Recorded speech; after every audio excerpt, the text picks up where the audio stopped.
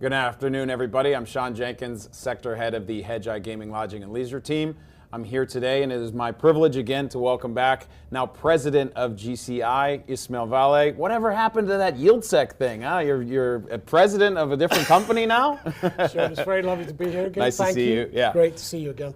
The company changed, didn't it? So YieldSec got all grown up. So YieldSec, which I started in 2020 with some very close friend and a couple of colleagues, the YieldSec got to 5 years old, and we sold to Gaming Compliance International, GCI, and I'm really happy. And I expected to sell the company and be told to leave very quickly after they paid me.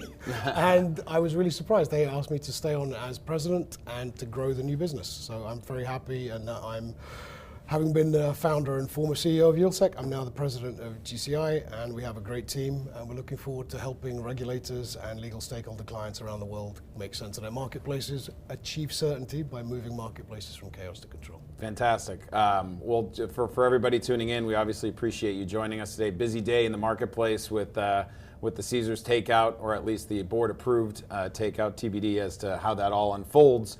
But I think we have a great conversation planned.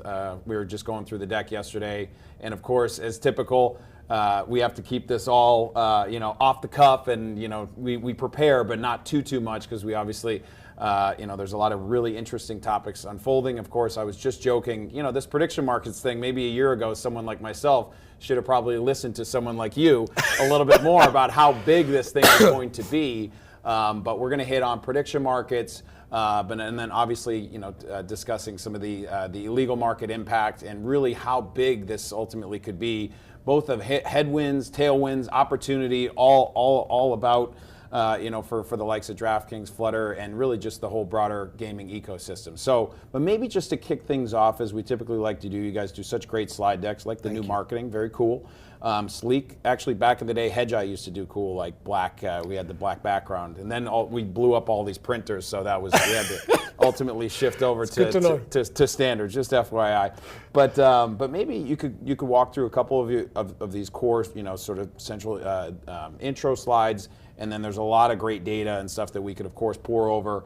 I have some follow-up questions to that, and we can kick it around for the next, sort of 45, 55 minutes. Absolutely perfect, Sean. Thank you so much. Great.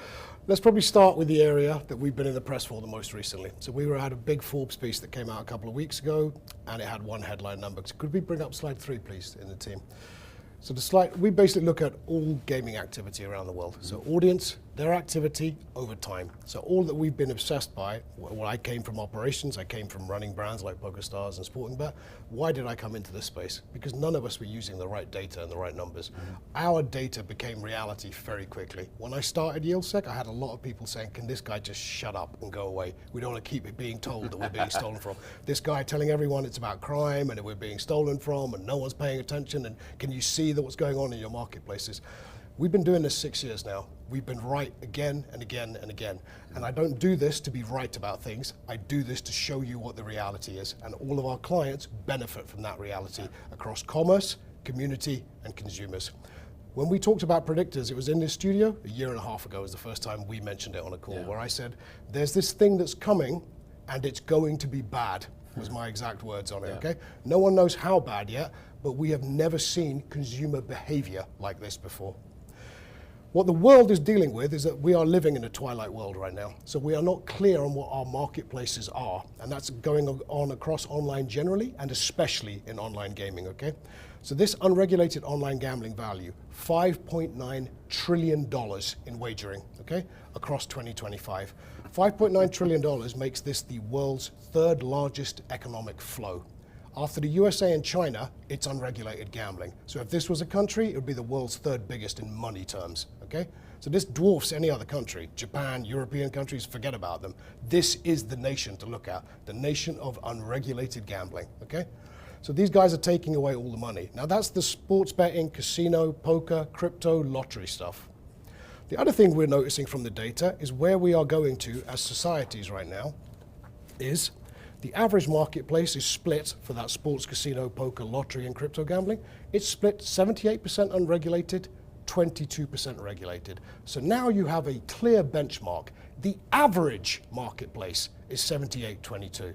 We'll find out later today how America's doing on that one. We can talk later about Europe. We've got all of our numbers coming out now. So we want to blend our year as a company to go, we have the trillion number that comes out, that's the global figure, and then there'll be a whole series of other numbers that we put out. But we don't share everything, obviously, because we're also a company in business. We also get hired for that work. But it's good to know where you are in the marketplace. In this twilight world, what are we living in right now? The complexity that's coming in, and if we just go to slide 5, please, guys. We're getting into a increasingly complex, fragmented world. So we've got regulated online gaming, okay? Now that's a business that still in America is not getting to make money, okay? Across commerce, community, consumers. We started out in 2021, we had nearly 150 licensed online gaming companies. That number's been dropping steadily. Where did it end last year? 57. 57 licensed online gaming companies across sports betting, casino. Surprised it's even 57. Exactly, but it's going to get a lot worse very soon, isn't it? Right. That's the thing. Yeah. People are hemorrhaging, people are dropping like flies over there. So it's just been the silent death of these legal online gaming firms. But these were all innovated in America, invested in America, gone to business in America, and have not made money in America from a business that's burgeoning and growing crazy when you look at total marketplace value. So you've got the regulated sector not doing too well. Unregulated sector, including all unlicensed betting and gaming platforms, have been doing well all the time through exploiting regulated gaming, exploiting the lack of laws, and exploiting consumers. The other piece that we've been missing, but we've been seeing from the data, again, start believing the data is the reality. Our data shows you what the audience is doing. So on that unacknowledged piece, we now have a whole bunch of stuff that you might not be calling gaming, but it kind of feels like it because it's got a stake, uncertainty, and reward involved in it. Now on that basis, you can look at prediction market platforms. Here in the US, they are financial products. They are under CFTC regulation. Everywhere else in the world is kind of trying to deal with this now and going, do we ban it? Do we shadow ban it? Because what is it? It has a stake, uncertainty, and a reward. So it kind of looks and smells a lot like gambling to everybody else in the world. So regardless of what it is here, and we've been very clear in our reporting recently, our global report that came out, in America, prediction market platforms are under the CFTC. But there's also other stuff out there that's threatening us in the marketplace. Social casinos, sweepstakes casinos, TikTok live contests, okay? All these things also satisfy stake, uncertainty, reward, okay? So there's a piece of this which is we have not said many things are gambling, we have not acknowledged them as gambling, but they are. So you take our 5.9 trillion number, which is basically all of the traditional unregulated gambling out there. For most of the audience, they think of that as on and offshore gambling. Exactly, exactly. So unregulated is what the old illegal was. Yeah. I like to call it unregulated now just to make clear it's not under the regulation of anybody, this stuff, okay? So if you take that stuff away, regulated, unregulated, and now we've got the unacknowledged. This is a 3-ring circus in every marketplace now, okay? So a whole bunch of stuff is going on in that unacknowledged space. Child gambling on platforms like Roblox, Fortnite as well, and also when Grand Theft Auto comes, that will come with its own gambling bits behind it too. So we've got a whole bunch of stuff in there. TikTok, how big is that as a gambling platform? Because a lot of the activity is gambling when you're watching two influencers face off against each other and you're throwing virtual gifts and coins at them. But that's money's worth again, isn't it? So it's another form of gambling. And my point for doing this is not to spoil anyone's fun. We're trying to show you, look at the economic activity here. Look at it. Now, if you took America over 3 decades, because we're in that 30th anniversary this year, 3 decades of unregulated gambling control of the American obsession with sports betting and casino gaming. 3 decades, okay? If it last year, the value I'm not allowed to give out because we have our new work coming out in the next couple of weeks, okay? So the US numbers will be finalized, they'll be out in the next couple of weeks. Forbes, will, again, thankfully, will be picking up the press on that for us. Just think about that number for a while. We had 67 billion, okay, in 2024 was the value of unregulated gambling. The year before it was around the 40 billion mark, okay? If we go all the way back to 1996 and work out that, okay, 96 to 2001, that's the foundation years of the internet, low internet penetration, crappy connections. If we then take 2001 to 2011, the poker boom, when basically we had the Chris Moneymaker effect. I was running PokerStars during that era. I know exactly how much money we were making then. So you think about this in America, add up all those 3 decades, how much is that worth? That number will be shocking, Sean, okay? really shocking. And that's the money that's been allowed to be taken away from America, away from American business, away from American community, and fundamentally from American consumers. That's probably one of the largest consumer value extraction stories in history, okay, that's been spirited out of this country. So we start looking at this in terms of where the money is. The money's been stolen, always has been, and that's where I started this business 6 years ago. We are being stolen from. I felt that on a personal level running these companies, and I feel it on a marketplace level. Now running GCI, I feel it on a global level. You can see it in every country, but every country is the same right now. We have this three-ring circus from what was a duality. It's not just regulated versus unregulated. It is basically regulated, unregulated, unacknowledged. So that's the future of how we need to look at these things. From an audience perspective, what does the audience see? We're calling this one thing. Just bring up slide 6, please, team. This is the white noise marketplace now. So where these things intersect, regulated, unregulated, unacknowledged, that's the white noise of the marketplace now. So the audience doesn't know what's gaming, what's not gaming, what's licensed, what's not licensed. It's in my TikTok feed, it's in my Instagram feed. There's stuff that's telling me to bet on Taylor Swift being pregnant. Barbara Streisand might die next week. Will we go into Iran again? What's the price of Bitcoin? I can bet on all of it, and I am betting on all of it. So when the audience can bet on anything, and right now with prediction market platforms ruling the consumer mind, okay, they've got that share of mind because they're in their news feed, they're in their social media feed, it's in their social conversation as well. If I can bet on anything, I'm betting on everything, and that's what's going on right now. And you see that in terms of, in terms of customer acquisition, all these companies from all these different buckets, they're just flooding the zone, and the consumer doesn't really understand where it's coming from, so it just assumes I can it's see on my it. feed, it's got to be legitimate in some respects. Got to be legit, and the other piece of this is, again, they're using cloaked advertising. We can get you, again, the amount of stuff we see from our monitoring, because we also look at the supply chain, so we're also seeing a bunch of people who are offering you, isn't it difficult getting customers and acquiring customers? Well, we can use cloaked advertising to get you those customers. We can get past Meta controls, we can get past Google controls, and again, if there's no coordination on the legal side of this, and that includes the social media platforms, of course we're all being stolen from. So for the regulated operators, they have literally both hands behind their back on this stuff. So you've got a bunch of licensing and regulation you need to deal with. Can I even operate in the marketplace? Then once you enter the marketplace, how do I get the customers? Do I sponsor a sports team? Do I do online advertising? Do I do direct to consumer advertising? You've got a whole bunch of decisions to make, and I used to be a market director, so I feel these decisions. The problem is, illegals beat you every time because they don't need to buy their advertising on a state basis. They buy it nationally by lying, okay? So they'll say that they're selling underwear, shoes, sandwiches, and then Google will check them for 28 days, Instagram will check for 28 days, what are you selling? Those links will be selling sandwiches for 28 days. And on day 29, when the automated moderation stops, they go to doing what they came to do, selling you. And they're not going to ask gambling. questions. No one's going to ask questions because again, unless it's complained about, then they'll check it, okay? So you can get banned, but these people have hundreds of accounts as a business as usual practice. So defeating this is never easy. You need processes. That's what we do.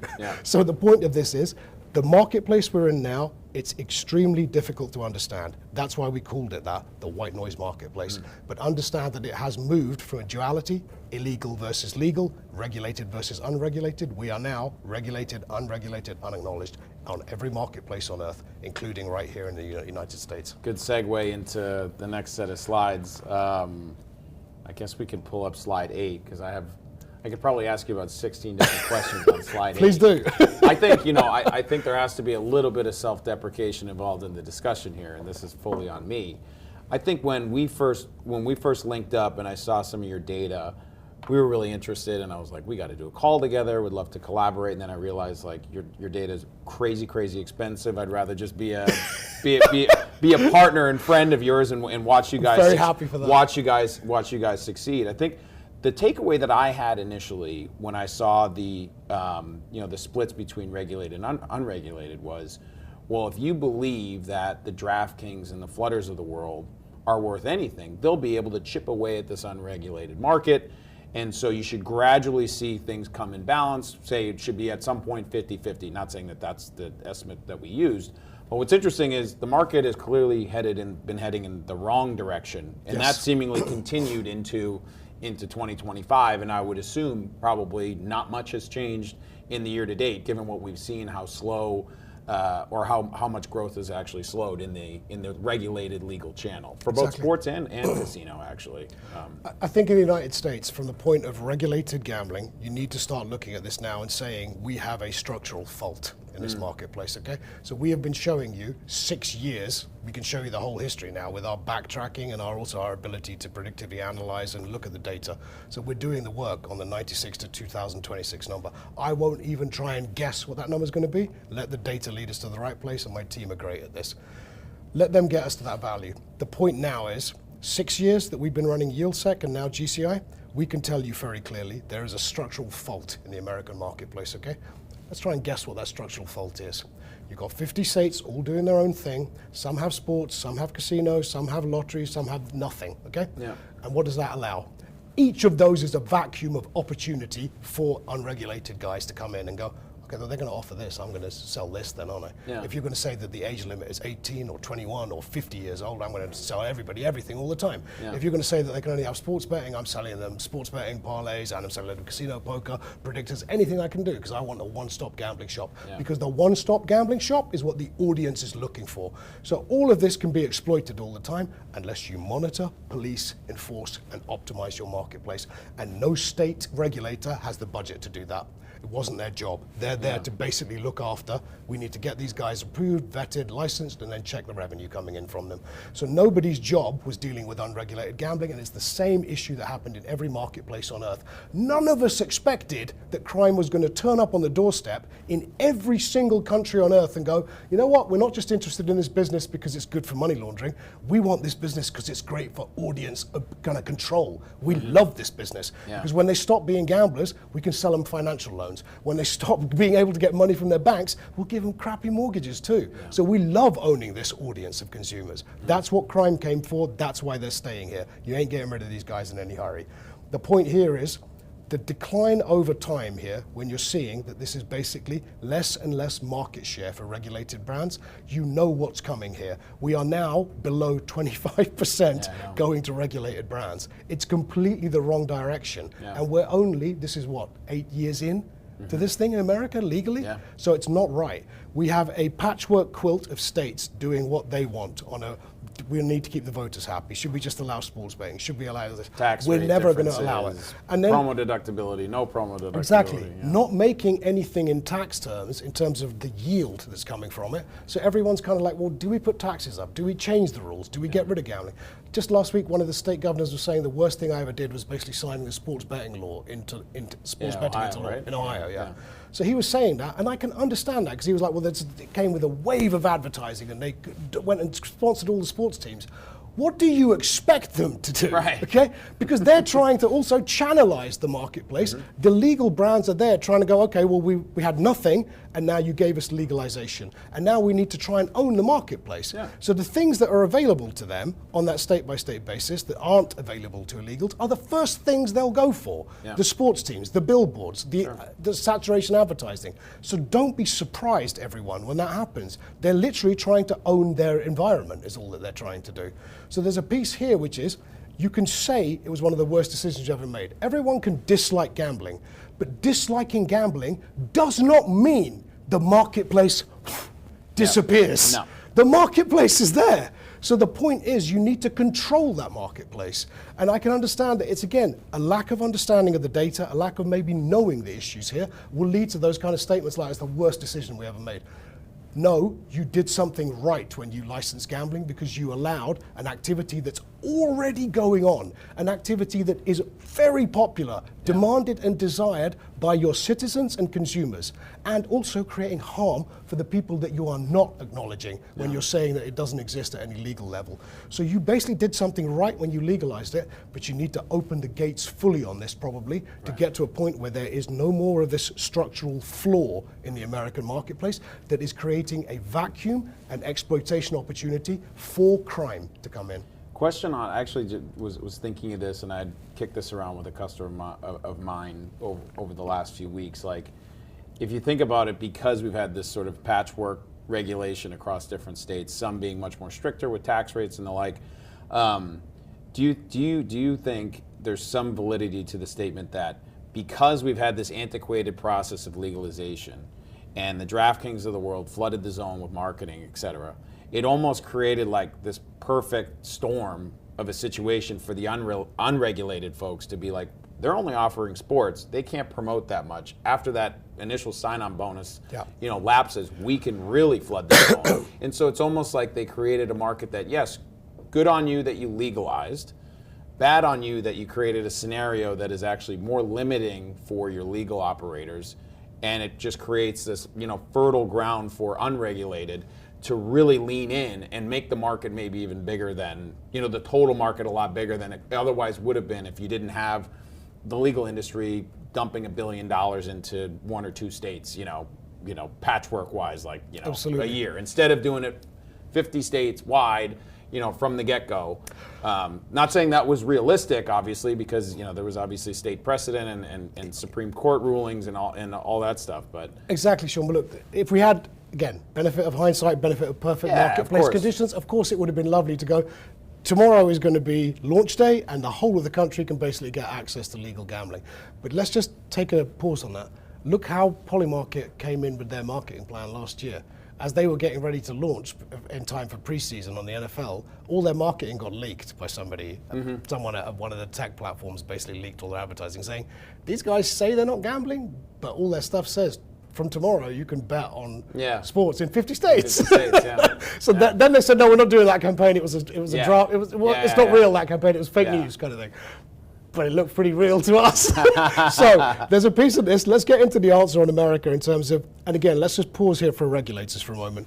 Nothing that regulators did has been bad here, okay? What they've been trying to do is make sense of the marketplace, the same way that operators are trying to make sense of the marketplace.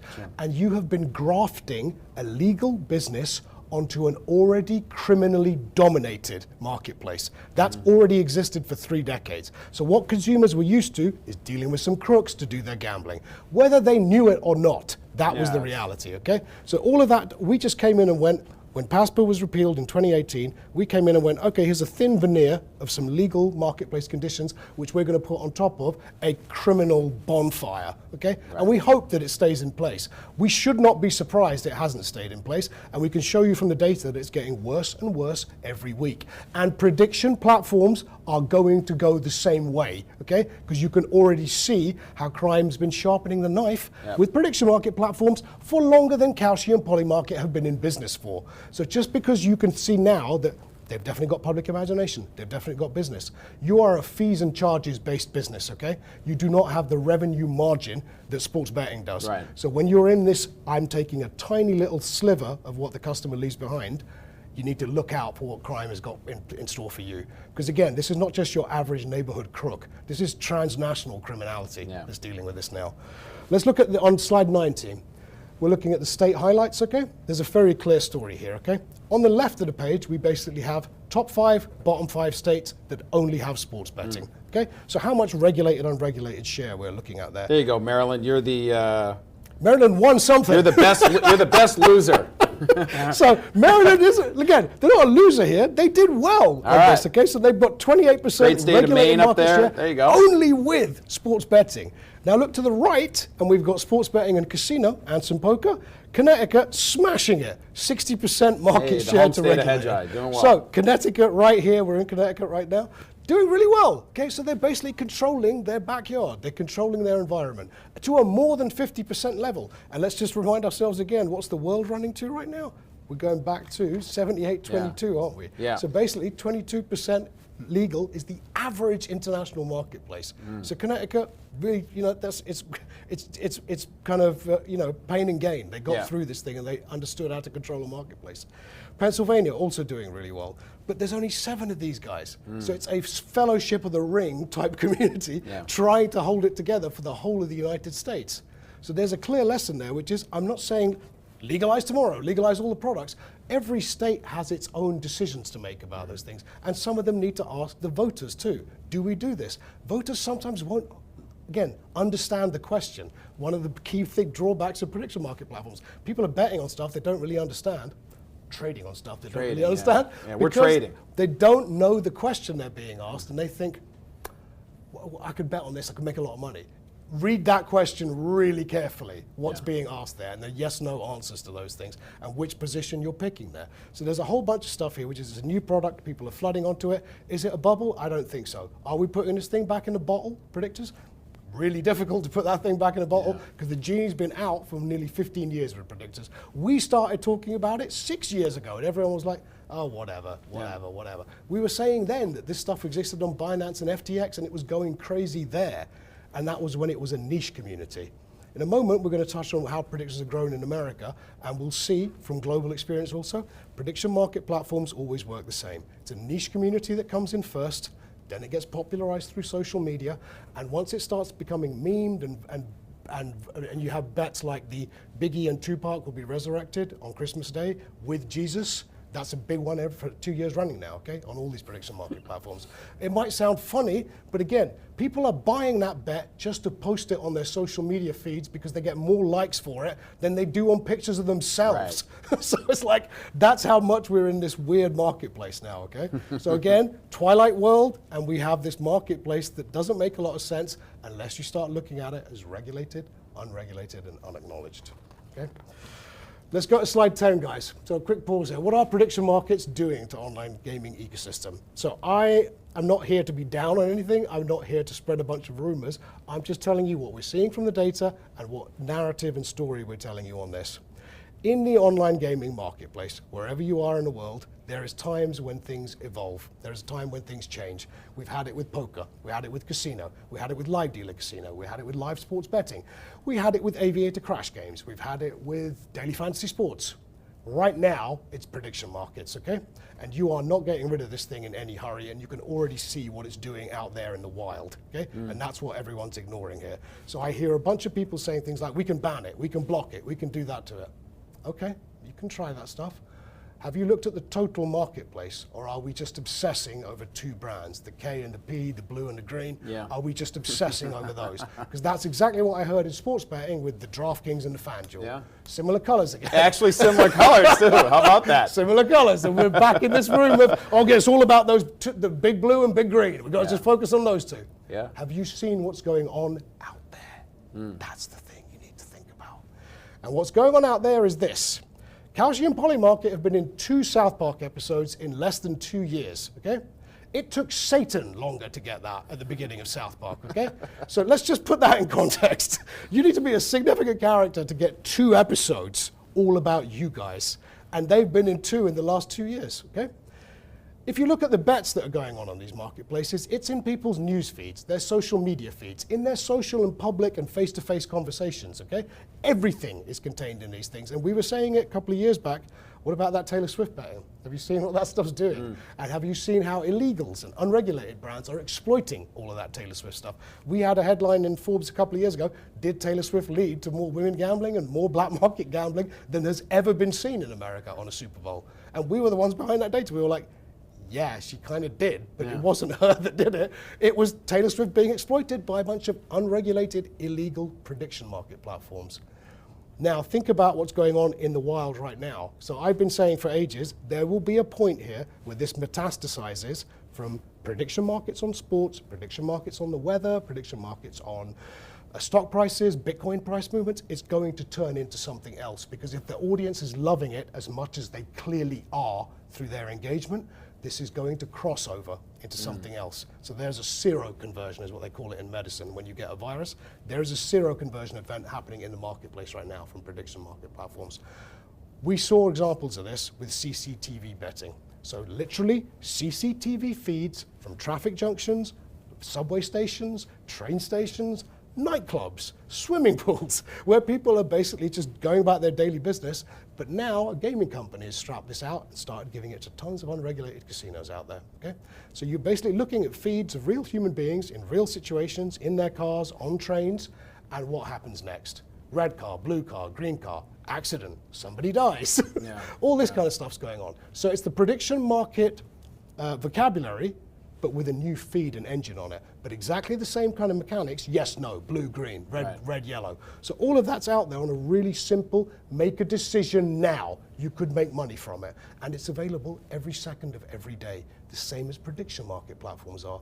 And there isn't the kind of language and vocabulary of be a trader, but it's kind of saying you could get more information on this if you look at the historical feeds of all the CCTV footage we have. You could become more of an expert in this area, which is some bullshit, if you ask me. But people are believing this stuff. So the CCTV footage is me saying that only exists because prediction markets exist, okay? That has metastasized in the body of the marketplace, and this is what you're getting now, okay? From there, how is the audience engaging is the next one. Slide 11, please, Tim.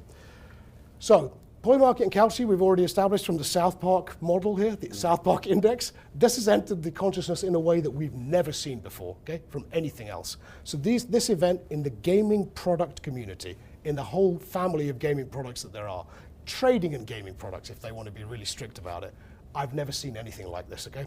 You place a trade on Kalshi or Polymarket, anywhere in the world, you basically return 15 times in the first 24 hours to manipulate that trade because you're getting so many notifications, which generally Kalshi and Polymarket users allow to come in. Why? Because you may lose money if you don't hear from us. Okay? You need to change your position, you could lose money. You got to be watching the chart. Maybe you won't win money. Yeah. So you're obsessed by the curve. You're obsessed with which way the sentiment's moving, yes, no. So 15 times in the first 24 hours, show me the product in sports betting or gambling that does that to you. Show me the product that you literally want to go back to like a rat on crack, that you literally have to keep going back to that many times a day. You lose money on slot machines, you'll get to a point where you're like, yeah, I'm kind of done with this, I'm going to go. Okay? Yeah. You keep losing money on sports bets, on live sports betting, I'm kind of done, I'm going to go and order a pizza, do something else. Most rational consumers will get to that place, okay?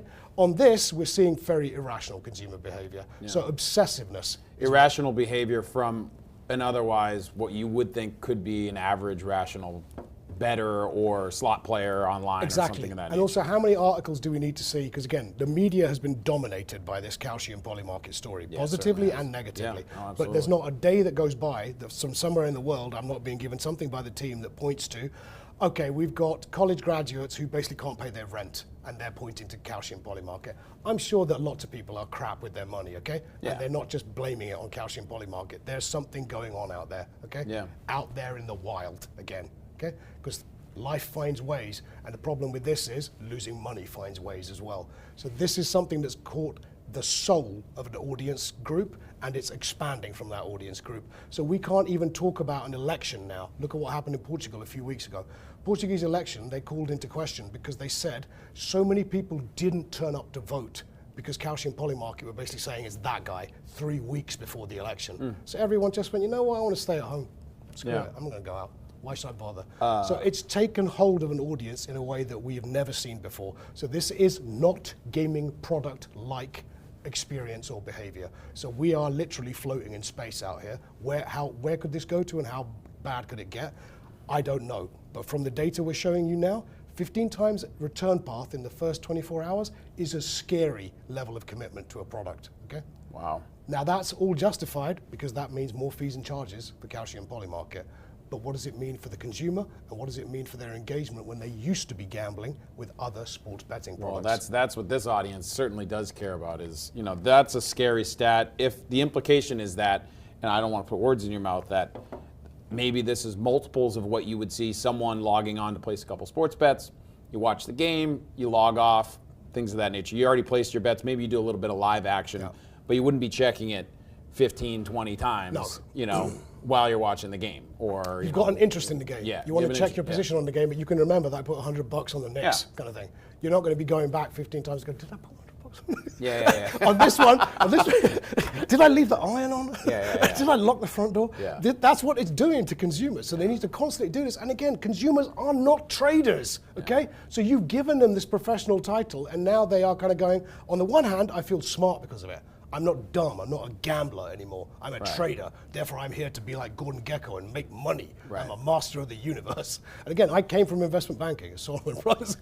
I'm used to the big swinging dicks of the world. I know what those guys are like. But there's no gambler who's like that. No average gambler, no average consumer is like that. So we need to look at this carefully in terms of what is it doing to consumers. But everyone from the young to the old is now aware of calcium polymarket and using it. And in every marketplace in the world, regardless of any government we work for, okay, every government we advise, they've asked us, what do we do about this thing? Ban it, shadow ban it, get rid of it. We don't want them talking about these things. And there's a lot of sensitivity in certain countries about the level of politics betting on these platforms as well. But the big worry you should have is when these platforms are there looking at sports squarely, what is it going to do to your sports environment, your sports ecosystem, your youth futures for sports as well? So just start looking at this sensibly in terms of this is decimating marketplaces right now and making them become very mutated. So a lot of the things that we're seeing in the regulated, unregulated, unacknowledged piece, prediction markets are just the burning bright spark of this at the moment, where everyone's noticing it. The trigger events are making it adopt in each new marketplace they go into. But I'm telling you clearly, this is not the last time you'll see this, okay? Socials, sweepstakes, all the other products that are out there that are kind of quasi-gaming, not quite gaming. Who are the only people in the world who are qualified to actually look at a product and go, does it satisfy the stake, uncertainty, reward? And is it got features that we should be looking at because we've got experience in gaming? The only people in the world that you should be asking for an opinion on this are gambling regulators. Gambling regulators are the ones who've seen it in land-based. They've seen it in online. They've seen it in phone betting. And now they're able to go, let's have a look at this. We'll tell you if it satisfies some criteria. But instead, we've got a whole bunch of social media influencers telling us what we should believe. And instead, we're coming up with these crazy decisions about, is this gambling, is it not gambling? Well, the CFTC says it is, and these people. And in every country, they're now doing the same thing, but they're just drowning under a weight of the media's telling me one thing, consumers are doing another thing, governments want to do another thing. So again, we're in confused marketplaces right now. Three-ring circuses that are not operating well because we have structural flaws and faults in them. Before we jump to some of the US-related slides that we still have pertaining to prediction markets, just curious, like globally, we've had Betfair, these platforms have existed, and maybe in some cases you could argue we were a little bit more prevalent in certain markets prior to Kalshi and Poly markets rise. Do you feel like this wave that is currently, sparked over the last 2 years, maybe more, do you feel like this is a little bit different than whatever prediction markets were 10 years ago? Like just in magnitude and in terms of volume, and when I see stats like this, it's like, okay, well maybe markets and companies that are like, yeah, DraftKings and FanDuel need to deal with this, but we've kind of dealt with this before. We're a little bit more immune. I'm just more curious because, there's a number of companies that I deal with and cover. They're like, yeah, we've dealt with prediction markets. It's, it's illegal in our country, or, we have a prediction markets product as well. Utilization's not really there because it's a limited, narrow product. Curious of your thoughts of like, not, it's never different this time, but there are some attributes to this wave of prediction markets and how they've really taken the world by storm that maybe makes it a little bit different in magnitude. That's sort of more my question. Really good question, Sean. Thank you for that. What you put in my head there is where I started from in the gaming business, okay? So when I left investment banking, went to Ladbrokes, one of the first things we dealt with them was Betfair, because Betfair was around, and there was another thing called Flutter. Flutter.com was around as well. So the people from that stayed in the gaming industry and stuff. At one point, as a representative of Ladbrokes, they had me trying to buy Flutter or Betfair. They were worth nothing in those days. I remember offering them $13 million at one point for Betfair, and they were like, yeah, we might actually do that. And then Ladbrokes took the offer away from me, and I was like, damn, we should have got that. And then years later, I realized that all these people were now billionaires and lighting their cigars with £50 notes, and I was like, oh my goodness, the world did change. So we have seen this before. Betting exchanges were very focused on one thing though, on sports, only on sports. Now why is this different? Because this started out as financials, and then they basically got to a point where they went, we don't want to be in the house, we don't want to be a gambling company, we just want to let the audience generate their own content, which is what you do on Calcium Polymarket. You can set up bets on anything. Yes, they might screen them and stuff, but I've been mentioning it regularly on this show where I said, look, my mother was a big Barbra Streisand fan. As a result, I'm a big Barbra Streisand fan. And when they start putting up bets on saying that when will Barbra Streisand die, I've come back here several times and gone, Barbra Streisand is a saint. Long live Barbra Streisand. How can you even put that heretical bet out there? It's disgusting. How dare you put that trade out in the marketplace? Barbra Streisand will live forever, in my view. So, I hope.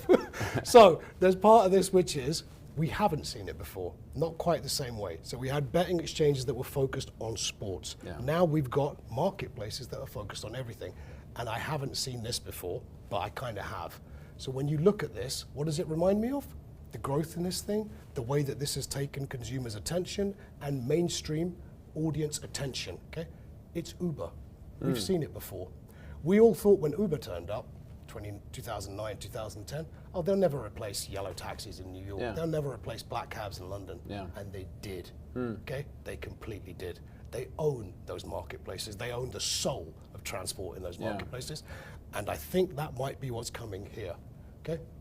So I'm not saying that this is going to own the soul of sports betting, but it's going to own the soul of audience attention for what happens next, what's going to happen, what's most likely to happen.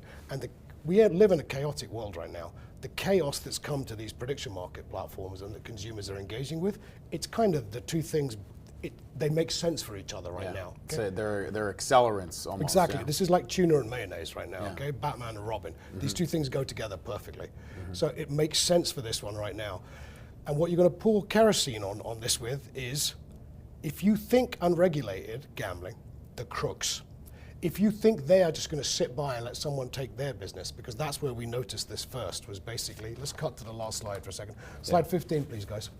So there's a piece of this with the unregulated. Unregulated gambling saw what prediction market platforms on sports particularly were doing to them years ago. So they basically said, okay, these guys are taking substantial part of our nut. Our money is disappearing to these people, okay?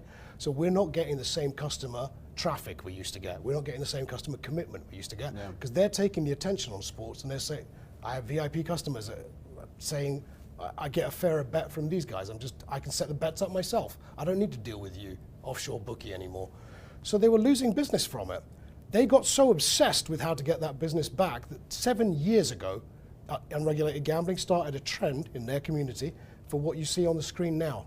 See that Google page where it basically says sports betting picks, predictions, odds and news from an unregulated gambling brand. More sports picks and predictions from another unregulated gambling brand. They don't have predictions, ain't got none. They're just scraping those predictions as odds that they set up fixed odds sports bets with. Oh, really? So they're just fooling consumers into thinking that, oh, these guys have predictions over at XYZ illegal gambling site. They ain't got prediction market platforms. They just have an API or they're scraping the cow sheet. Even if they did, they've got cheap local staff who just scrape them manually. So from years ago, all they did was basically go, we don't need to beat them, but we will join them by just co-opting their product name. So if everybody's looking for PMs and prediction markets, we'll just say that we have them.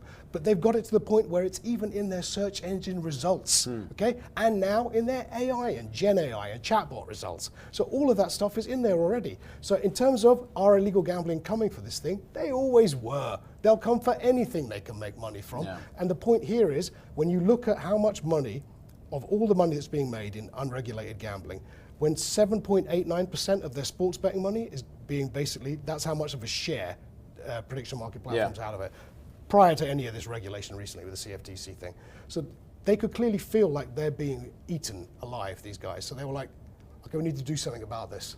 And what they did about it is doubling down on what they've always done, which is we are the one-stop gambling shop. So we're telling you we've got predictions. We ain't got no liquidity. We haven't got a platform for it. We're telling you it. And you'll believe it because you clearly believe anything. Because the bets online. are on the website or on the app. So we can make it look like it's calcium polymarket, but it's not.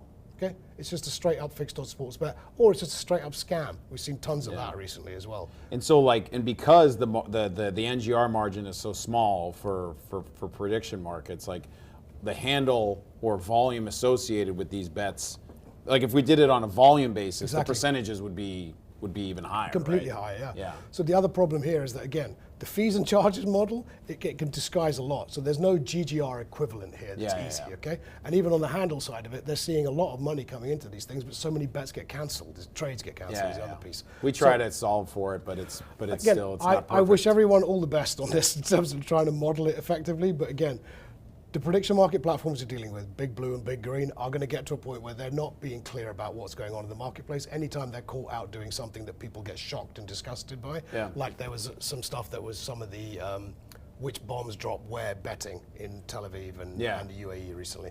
When they had some of that stuff going on, they were like, well, we've taken that market down because we would never knowingly get involved in it. Yeah, but your audience did, didn't they? So you can't say we would never knowingly get involved in this stuff when your audience is basically baited to get involved in that stuff every day and all the time. Let's close on a couple of things here. So where is the audience coming from? Because you asked this question and I get asked this question all the time. So slide 12 guys. Where's the audience coming from? And it's like, couple of people have put out there things like, well, the audience is coming from states like Texas and California where they have no legal gambling. Yeah. The audience is coming from states where they only have sports betting kind of thing.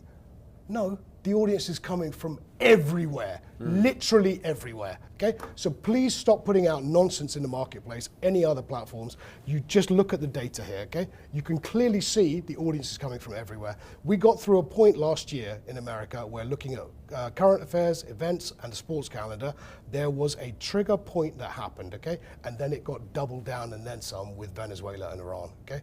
But the thing that really triggered off a mass market acceptance of this, one was Taylor Swift a few years ago, then it turned into the mention markets, and not many people are giving that the respect it's due. Mention markets were saying things like, will Donald Trump use the word obliterate in the next, how many times will he say it in the next 5 minutes? Will this newscaster use the word sunny on the weather forecast? Yeah. So, I mean, it's crazy, but that thing started a meme trend online last year in around March or April. That got this thing to a point where the young, and particularly the very online on TikTok and Instagram, are looking at this stuff all the time.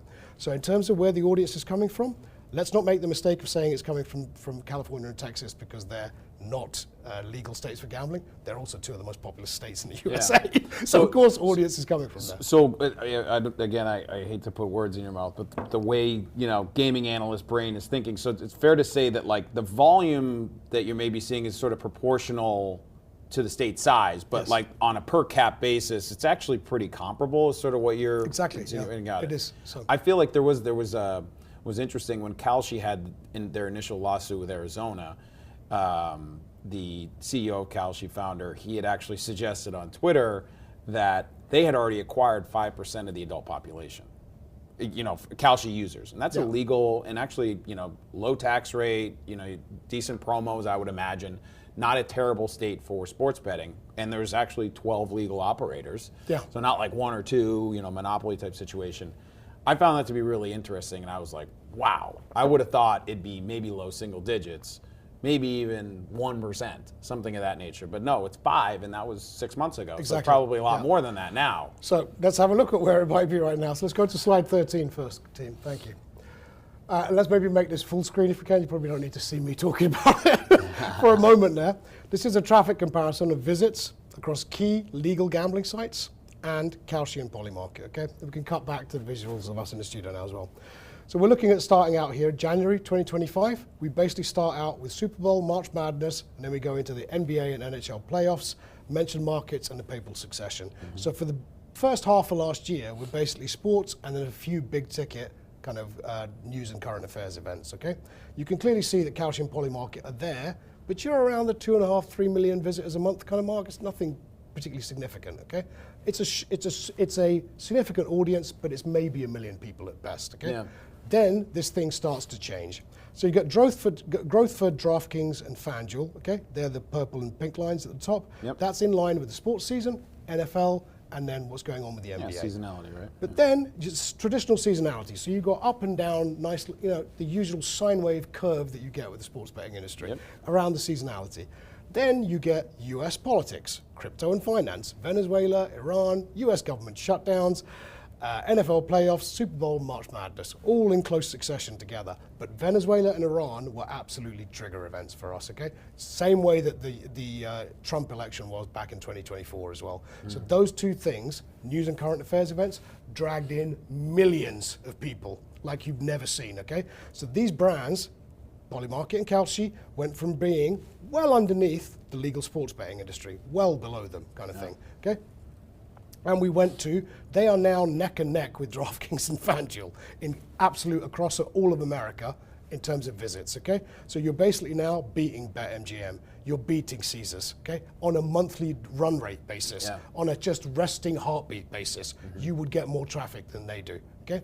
So that's not just, again, they're not just a sports trading platform, they have an everything trading platform that also has some sports trading on it too. But the point here is, I'm finding it more interesting as a consumer, aren't I? I'm engaged with it more. I go back, how many times I go back to BetMGM outside the season? I go back to DraftKings and FanDuel I go back to these guys at the start of the season, during the season, I go back at pre-season maybe. With Kalshi and Polymarket, I'm going back every damn day.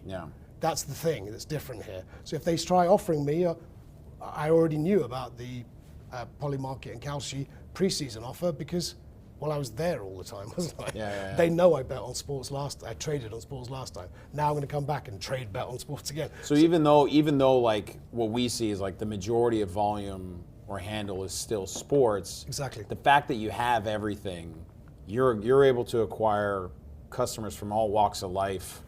It's the age, whatever you want to call it, doesn't matter. Pick your poison. You can capture any and all customer. Exactly. The other point here is that look at the age limit for trading. It's 18 years old. Yeah. Okay, so you basically effectively through this calcium poly market thing, you've effectively dropped the age limit for legal sports betting to 18 years old, even though it's sports trading now. Okay, so you think these guys are going to wait 3 years and then go, okay, today I can open my DraftKings account?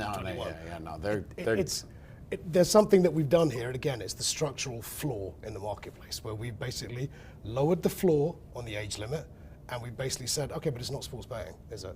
So again, all of these arguments are for lawmakers and politicians to decide. I'm just saying what the reality is from what's going on out there in the wild. The other thing that's going on out there in the wild is this. These guys hit that trigger event and they have not stopped growing, okay? So Venezuela and Iran, and then the media frenzy that followed Venezuela and Iran around what was going on prediction market platforms. Because from Venezuela, one of the Navy SEALs made money on it, okay? Now he's been sued for insider trading. From Iran, we had this craziness of literally journalists being called in Israel saying you need to change your story to say that missiles landed in Tel Aviv, and that journalists really didn't understand this, a Reuters journalist. Journalists didn't understand it, and then finally his family was threatened with, we'll kill your kids today if you don't change that story, because somebody had put $500,000 on a missile landing in Tel Aviv that day, fired by Iran. A missile was shot at Tel Aviv that day, but it was shot down. So they said you need to change the story.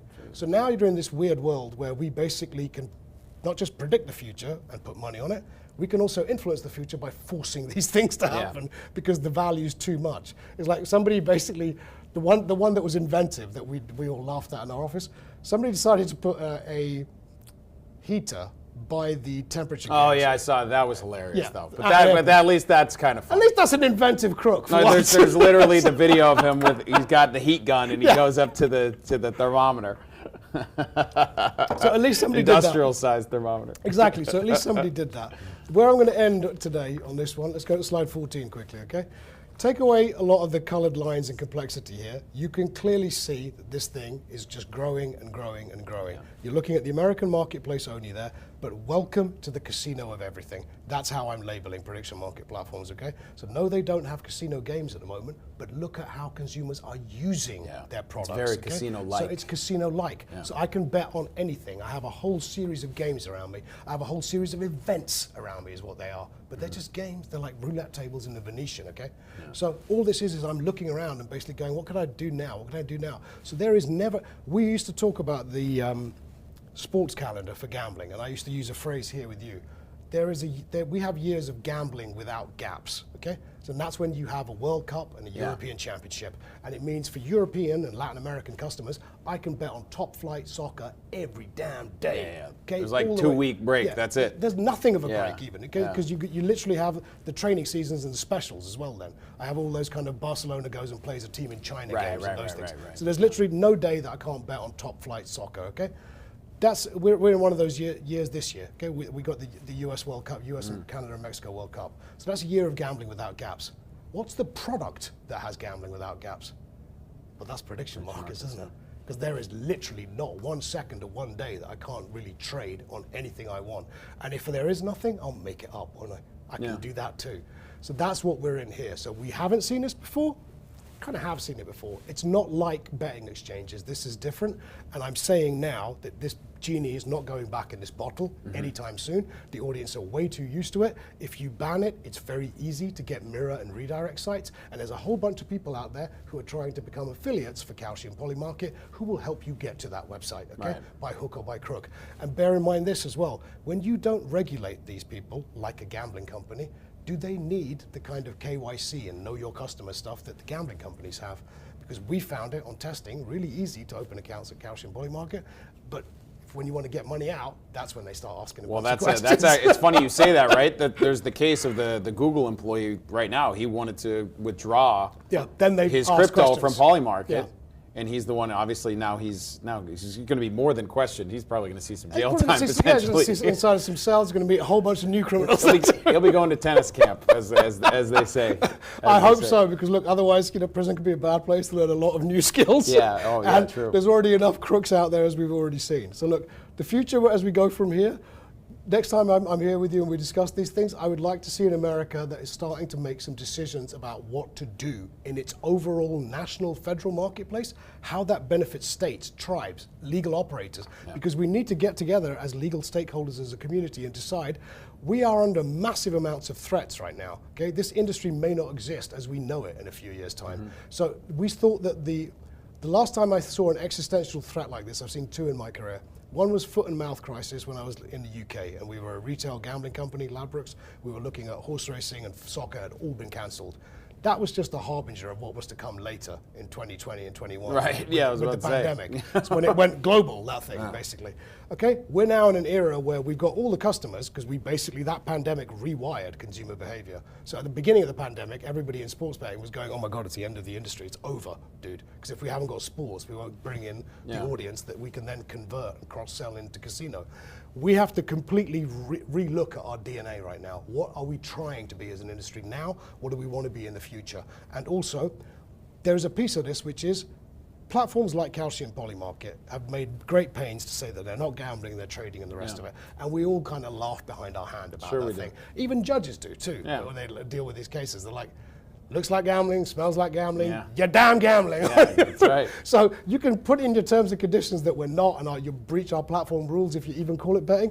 You guys, whenever these guys place advertising for jobs and that, I mean, literally, I don't know whether they use AI or the staff just to badly trade, they can't stop mentioning the word bet every second word. It's It is actually kind of where are funny. they looking for guys to join them as where are they looking to hire staff from? Did you work at a betting company? We'd love to have you over here at Kalshi or Polymarket. So it's kind of crazy that they're all trying to deny this. But there is a come to the table moment here where you try and get together, because the thing to remember here is this. Prediction markets are not an existential threat, okay? They're definitely a threat.